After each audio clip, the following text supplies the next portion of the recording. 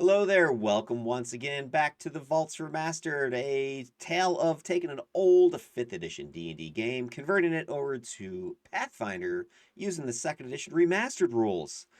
Today we're going to get into something a little bit fun that I'm not sure a lot of other folks have talked about, and that is the GM Core, the Game Master Core, the other rulebook that came out a few months ago along with the Player Core that has all kinds of goodies packed within it that I think are going to bang improve your homebrew. I've picked out 4 of the systems that to me are hidden gems that are hiding in this book. And so I'm going to get right into it. What is the GM Core? What are these 4 systems that I'm pretty pumped about that I want to talk to you all about for homebrew improvement? And I'm going to use them in my game. I already have kind of been using them. So hey, GM Core, this is the second rulebook that came out. And if you look at the how-to section or the how to use the book section, I think this little excerpt from, I think it's the second paragraph, really to me emphasizes what these 4 systems are talking about. Pathfinder, customization, those 2 words go hand in hand. Everybody knows there's lots of customization in the player core. There's all kinds of ancestries and backgrounds and heritages and spells and classes and rules and all kinds of fun stuff. But what about the GM core? Is that just some stuffy, dusty tome that nobody ever looks at except for the hyper scholarly out there? No, there's tons of customization within this book as well. It is designed, yes, for GMs, but I also think there's a lot of stuff that applies to players. Obviously, if your GM chooses to use these systems that I'm about to talk about, it's going to impact you. But I think there's stuff in there too that a player could benefit from and perhaps ask their GM if they could use these systems because they are that good. There's a whole bunch of tools within the GM core. And so that's what this section is talking about, how as a GM or player, you're able to pull out those tools, those devices, those systems, those rules, whatever it is that makes the game you're running more fun, more interesting, more exciting. And that to me is the benefit of running a homebrew is you can tailor it to your story, to your players, to your ideas. So there's lots of tools within the GM core that are going to make that much easier for everybody. So let's take a look. What is the first one? Rarity system. Now, I know everybody probably knows what the rarity system is. You got common things, uncommon, rare, and then the unique. On page 22, there's actually a little bit more there that an area I hadn't even really considered other than sort of just instinctually. And so if you look at page 22, it talks about how the rarity system is that powerful tool that helps you and the group customize your story, characters, and the world to better match the theme of the game and the setting. You can also use it to keep complexity of the game low by limiting unusual options. Now, a lot of people when they think about the rarity system immediately go magic items, right? And that's probably holdover from D&D world. But in Pathfinder there are a lot of things that are tied into the rarity system. The other one that pops out pretty obviously to me are the ancestries. There are ancestries that are much rarer, uncommon, or common, but those are based upon the greater world of the published, Galarian setting, the Lost Omens, setting that you find in the rule books. But what about your homebrew world? What about that game that you've created yourself? I think you really need to implement rarity for that as well. So let's take a look at how you can do it and where it would be useful for. So one of the things I think is cool with the rarity system is it allows you to enhance your world's authenticity and its theme. You can tailor not just your items to rarity, but spells and the creatures. I am doing this big time in my world, even though I didn't put it to an actual system. For instance, in my game world, the Vaults of the Unearth, it is a subterranean Darklands Underdark analog. The creatures, the ancestries that are found down there, they are all unique to that ecosystem, to that world. They are not the same as what you're going to find on the surface. I have spent tons of time and effort homebrewing ancestries for my game world. A lot of it's based upon older game systems, talking or creatures like the Drow, the Duergar, etc. But putting it to an actual system, this rarity system, really starts to click. Not just my ancestries, but If you're ever trying to run like a low magic game or grimdark, which is really what I'm doing as well in my game world, you can adjust your rarity of the magic items, of the spells, as an example.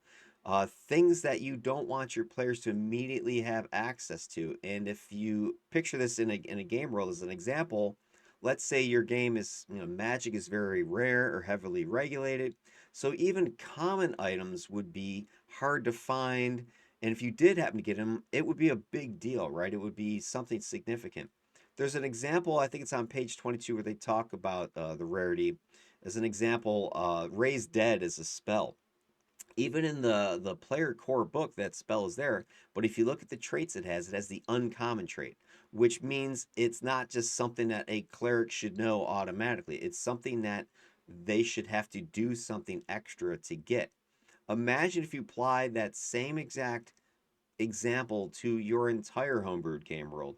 Think of all the things that your game world is unique about, and if there's anything that is restricting or limiting, then you should be able to adjust the rarity of those items so that it's not just everybody has one or everybody gets one. So it allows you to tailor fit uh, all those bits and pieces to your specific world and its theme. The other thing that the rarity system allows for is it helps you enhance your storytelling, your quest as a design tool. If items and information are rare, then they become a central plot point because you're going to have a quest, as an example, in order just to find this +1 sword, the only one in the realm that can damage this creature, let's say. Or maybe there's, uncommon information so that, people have to make lore checks. They can't just, oh, they know everything because they rolled a 20 on the die. They're going to need to go to the library and look stuff up. This might be a library that doesn't exist in the village or the town that they're in or the city. They're going to have to go on a quest in order to go find this information because you've given it a higher level of rarity. The rarity system also can be used to influence your social and your political dynamics in your game. Think about just the resources in a game world. If these are not readily available, certain things, let's say gold or silver or iron, wood, could be something like that. It's rarer to find these things. Then who has it, who has control over it, is going to shape the societies. It's going to lead to conflicts between creatures and nations. You're going to have hierarchies of who has it and who doesn't. And as an example, let's say there's some rare mineral. In my game world, I have something known as warpstone, which is like uranium. It's radioactive. It powers a lot of the game world's machinery and that sort of stuff. It's under control of one of the cults in the game world, so that gives them authority. That gives them power. So imagine that you have something of that nature in your game world. There's rare mineral, some magical power, and whoever controls it, right? Whoever controls the mining controls its distribution. That's going to lead to all sorts of intrigue as people are spying, stealing, trying to get access to it through black markets and behind the scenes type of deals. Think of the diplomacy that's going to lead to. Think of the warfare and the conflict between nations that could create.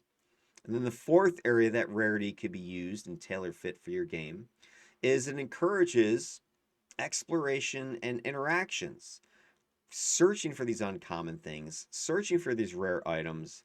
That is adventure, right? That's going to take your PCs into uncharted territories. They're going to have to engage with diverse cultures. They're going to have to uncover secrets in order to get access to these things. Imagine if there's some rare spell they need to cast, some ritual they need to perform in order to save the world type of thing. But those components are not readily available. They're rare, they're unique. The golden fleece of Greek mythology type of idea. They're going to have to travel to exotic lands, your PCs. They're going to have to encounter strange people, diverse customs. They're going to have to connect to the bigger world that you've created, all because you are adjusting the rarity for your game that you are designing. All right, the second item that I found in the GM Core that I thought was a hidden gem that's sitting there, turn-based social encounters. Page 31, they talk about this. There's a huge section. And think about it this way. Sometimes you have a tense social encounter, some sort of crucial parlay. It requires those words that the players are using to be perfect. Maybe they're on trial, maybe there's some ceremony that's going on and they need to say the words correctly.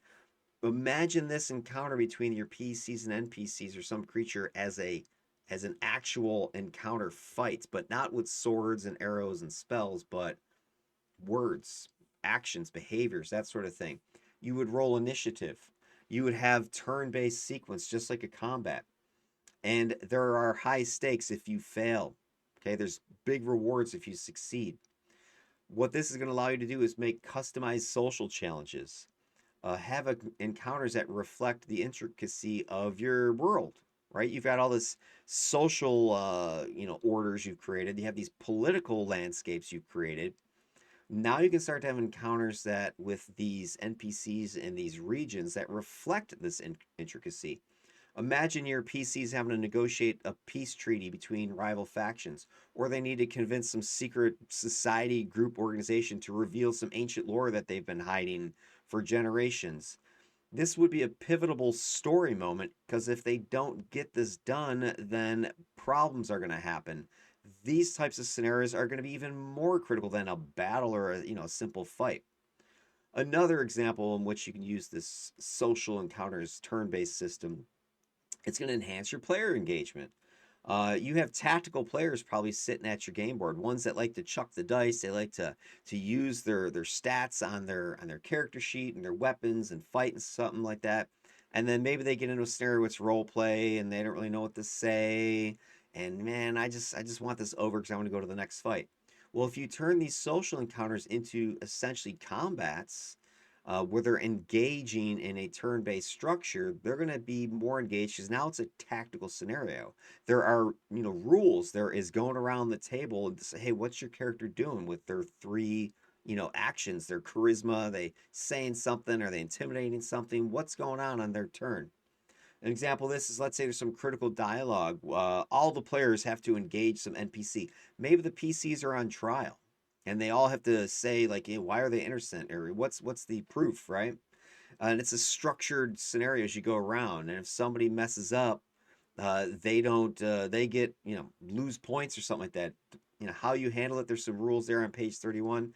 I'm thinking maybe you have a targeted will DC of the judge or whomever it is you're trying to convince something, and you need to hit that with your persuasion checks or whatever you're trying to do, your intimidation rolls.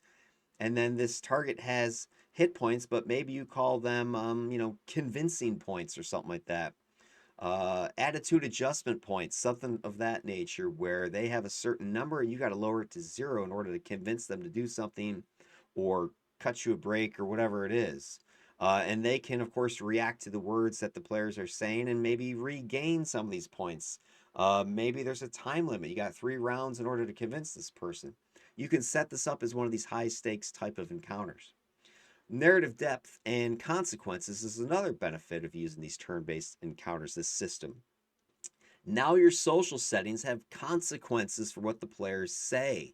Okay, how many times you've run some sort of role play and a couple of your players are saying something stupid or dumb or aggravating or and not like to you, but just like they're antagonizing the NPCs type of thing. They're talking trash. Well, just like in a combat scenario, if you're engaged in something like that and fighting, there's consequences for your actions if you make wrong moves. You take damage, you can die. Well, what about in a social encounter? What if it is high stakes like that as well? What you say, your words have meaning. It's then becomes the equivalent of a combat. So imagine if the outcome of being defeated in some sort of social encounter is your player's reputation is lowered, their standing within an organization or a guild is lowered. They affects the power dynamics in the city because they're unable to convince a certain group to stand down or to let another group do something. Right? It can switch the whole political situation that's going on. It also can unlock new story ideas, new arcs as you maybe convince and make friends with somebody. They're going to give you a quest, that kind of a thing. And lastly, the turn-based social encounters, this system, it provides for tangible progress and rewards. There's a clear framework you can establish. I gave you a couple spitball ideas of rules, but it's just like a combat scenario. You're gonna have rewards, right? If you beat the monster, you can loot it, right? You can get the treasure.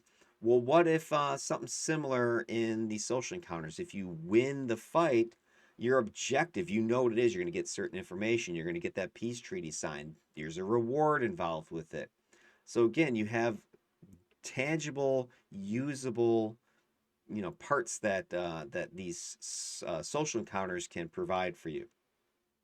All right, the third hidden gem, in my opinion, was the section about long-term goals. This is on 45.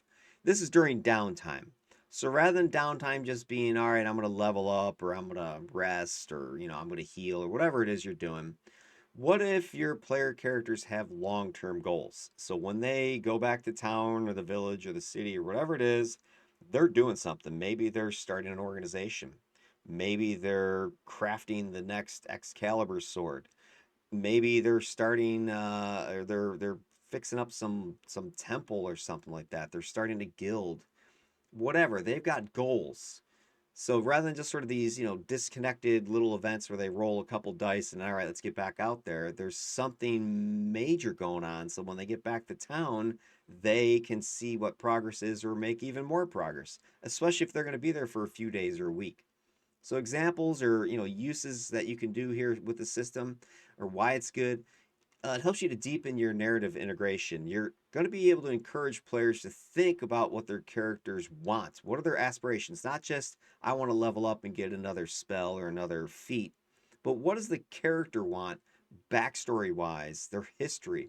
What's their personal stake in the game world? Example, maybe your character's some, religious person or just they want to become a lord or whatever. And so they set about restoring some significant landmark. Maybe it's lore based. It was once the obelisk to the dragon, you know, smoogie woogie, whatever. Okay. And if they, clean this thing up, raise it up, lift it up again, that's going to bring hope to the community or something. Ah, you've raised the obelisk, bless you, type of thing. A second use or a second angle you can apply the system to is it allows you to promote your player's agency and their interaction with the world. What they're doing with these long-term goals, it helps to shape the world because their decisions, their actions matter. Let's say your party is establishing some new settlement. This is something that actually occurs in my game, The Vaults, where it's this grim, dark, survival-based game. Refugees is how the players start, and the refugees need a place to stay. They need a place of safety, security, food, shelter, water, that sort of thing. If my player characters were to set themselves as a long-term goal establishing a new settlement, imagine what that would do in the game world.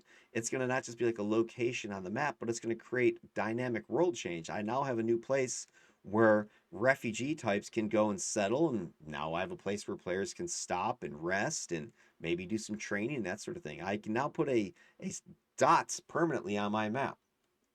The third angle that you can use these goals, long-term goals for this system, is it helps to facilitate your character's development. As they're trying to navigate these challenges of these goals, getting that church funded, let's say, that the cleric wants to do. If they're able to accomplish this, or even if they fail it, this leads to character growth, right? They have backstories, they've got history, they have wants, they have needs. This can start to scratch those itches outside of the regular, sessions. An example here is, maybe each of your characters has a milestone that they reach in their particular goals, and this unlocks for them a skill, perhaps, or it ties into a background goal that they have. Each player has a unique journey that you're helping them to their character to travel along by offering this sort of a system. And then the system, last thing you can use it for is to enhance your downtime, just the engagement. Because a lot of people, downtime's boring, downtime's lame. I just want to, again, get out there. I want to roll the dice. I want to go kill some stuff, whatever it is, right? But now they have something they can accomplish while they're back in town and they have this downtime. You can have a downtime session. You can run your downtime sessions outside of the regular game because now the players have something to do. They're going to be engaged in it. They can develop their character, develop this goal, whatever it is. They can anticipate, hey, when you get back to town, how did your store that you set up shop? How did they do? What kind of money maybe did they make while you were gone? So an example of this and how this could actually then lead to more interesting conflict or adventure later is, let's say your PCs, they did set up a store. and they were trying to lower the cost of a certain resource because every time they went to go buy healing potions, it was 1,000 silver or something like that because some other guild had a corner on the market. So your PCs are like, well, screw this. We're going to start our own, potion making store. Great, it works. The prices crash. But what is that other group going to do? That rival faction, that other merchant? Are they just going to sit back and go, okay, you beat us? Or are they going to come and try to beat you down? They're going to try to torch your store. They're going to try to murder you in the alley, right? There's all kinds of possible spin-offs you can do with something like that. All right, and then the fourth and the final system that I found as a hidden gem within this GM core was the retraining system on page 50. As GM, you can allow your players to retrain, and the rules that they're talking about here that I excerpted is that you can allow it, of course, but then how does it work? Is there a teacher? Is there a trainer? How long does it take?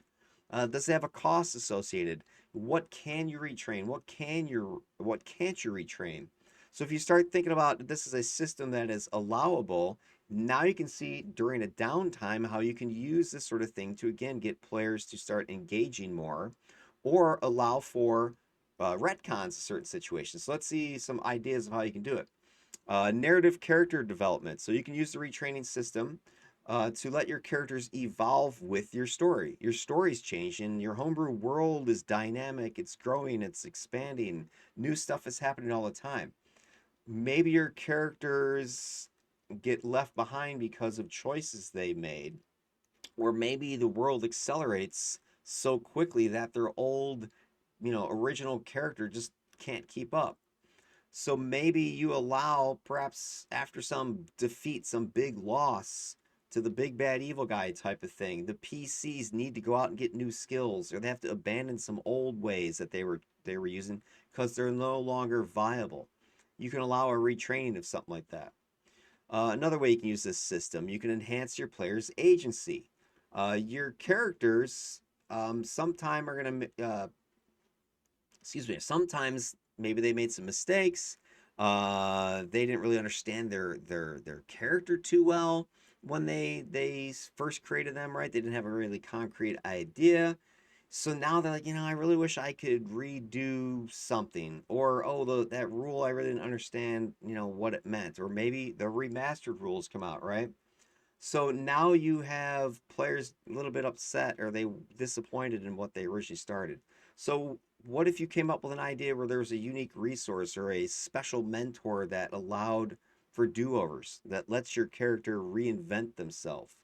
I did something like this in my D&D game. One of my players was playing one of the Durgar, and he came in as a fighter because the original team he was joining didn't have much in the way of frontline fighters.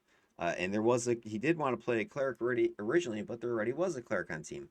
But by the time he got started with the game, the player who was playing the cleric had left the game. So then the team didn't have a cleric, and they already kind of had, a monk, and they had a paladin.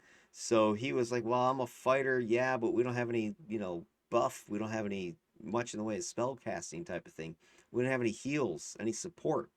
So after, whatever, a couple months of playing, he asked, "Well, is there a way I can, become a cleric?" And I said, "Well, yeah." And we came up with a story way of doing it, which is one of the other things that I'm going to talk about here. How, integrating new concepts, maybe new rules come out, new mechanics come out. You wanna integrate the kineticists. You want to integrate those two new classes that are coming out with Pathfinder. Names escaping me that with the whole war between the gods thing that's coming out. You know, how do you get that into your game? Player wants to play one of those now. Do they just ditch their old character that's been with your party, with your story for months? Or do you allow maybe some sort of transformative process, right? Some way to bring this new stuff in. And then that's the last thing that kind of ties this all together is you can allow this retraining and tie it into your story, right? Have it be an option, but not just an automatic. Have it be something that the player needs to do. They need to go through. With my Dorgar players, my character there, the player he wanted to become the cleric, I allowed it, but he had to go and rediscover one of the holy artifacts that a previous Dorgar priest who was an NPC in the game from much earlier, had died during one of the forays, during one of the adventures, and this cleric had, his body wasn't recovered. So what I had was this player character had to go and find this guy's body, had to go find his hammer that he had left behind, and so he joined that same religion. He went out and found the stuff. He performed a special ritual, and boom, he became a cleric. He had the hammer in his own possession. It all just worked. It all made sense. It was story driven. It allowed that player to have agency. It was a very narrative, development they were able to do. It was a lot of fun for him and me. So hey, how does this all then come together for us? Final thoughts on this, on these four systems that I found in the GM Core. Together, they provide depth, flexibility, structured framework that significantly enhances your game experience. The Rarity System, it adds depth to the game. It makes acquiring items, spells, allies, it's more integral. It's not just, oh, you go to the magic store and there it is. Or, oh, you just train up and you know how to do something. Oh, you want to learn how to raise dead, that spell? Well, you're going to need to go find the prophet so and so who lives across the lake there and go on a quest to find this person and be trained and taught this special magic. Second thing, turn-based social encounters. This system, it gives you a tool for political intrigue, diplomacy, and complex negotiations. It gives those encounters the same importance, the same weight, the same complexity as a fight, as a battle. Okay, that's going to help those characters who are, charisma based and want to have that more, strategic mindset rather than just which of your actual players is the smoothest talker, right? Their characters have stats that can be used in an encounter like this. Third one, the long-term goals.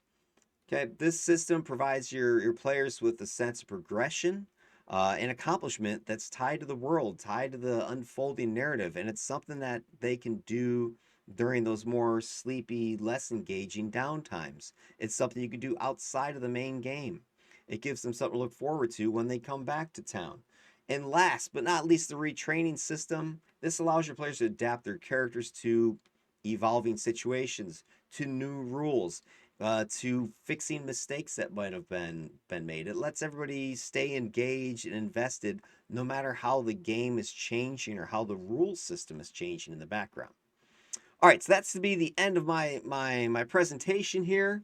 If you found that interesting, you want to know more, you want to see other thoughts I have, go ahead and like the video, subscribe to the channel, hit your notification bell so you know the next time I'm putting one of these out. Throw down some comments. Any other gems that you think are sitting in the GM Core that I might have missed. And if you want to see other hidden gems that I think might be out there, want to see more videos about that, go ahead and comment below. I appreciate it. All right, everybody, take care of yourselves and have a good night.